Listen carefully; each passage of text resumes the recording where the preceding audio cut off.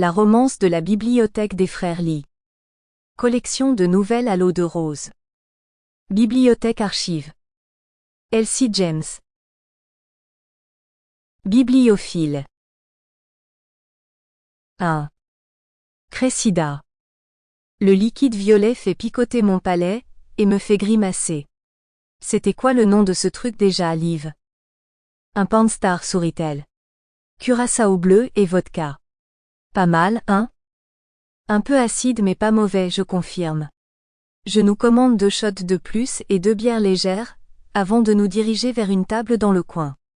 Le Lucky Wine Bar n'est pas très fréquenté ce soir puisque c'est jeudi à Storybook, mais les habitués sont là et ce soir, ça suffit.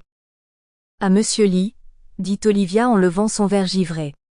Je fais teinter le mien contre le sien, et nous prenons toutes les deux une gorgée de la bière aux agrumes. C'était un patron formidable, un bibliothécaire extraordinaire et un homme vraiment bon. À Monsieur Lee, j'approuve. Je prends une autre gorgée, ma tête est maintenant légèrement embrumée par les shots. Je n'arrive toujours pas à croire qu'il soit parti. J'étais vraiment persuadée que cet homme allait vivre éternellement. Oui, moi aussi, acquiesce-t-elle. J'aurais aimé que ce soit le cas.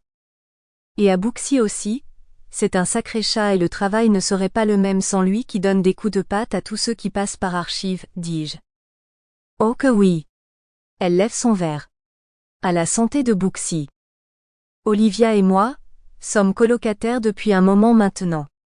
Assez longtemps pour qu'elle soit agacée par le désordre constant que je laisse dans notre appartement, mais pas depuis assez longtemps pour qu'elle me déteste pour ça. Plus important encore, Olivia et moi travaillons ensemble depuis plus de 5 ans à la bibliothèque archive.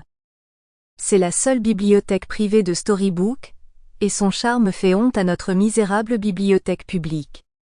Archive est l'enfant chéri de Léon Lee, un diplômé en commerce devenu passionné de livres. Il a acheté la vieille maison victorienne du centre-ville sur Main Street à Storybook, il y a près de 50 ans. Lui et sa femme y ont investi leur cœur, leur âme et leurs économies. Ils ont réussi à faire d'Archive la destination la plus prestigieuse de notre ville. Il s'avère que son sens des affaires lui a aussi été utile.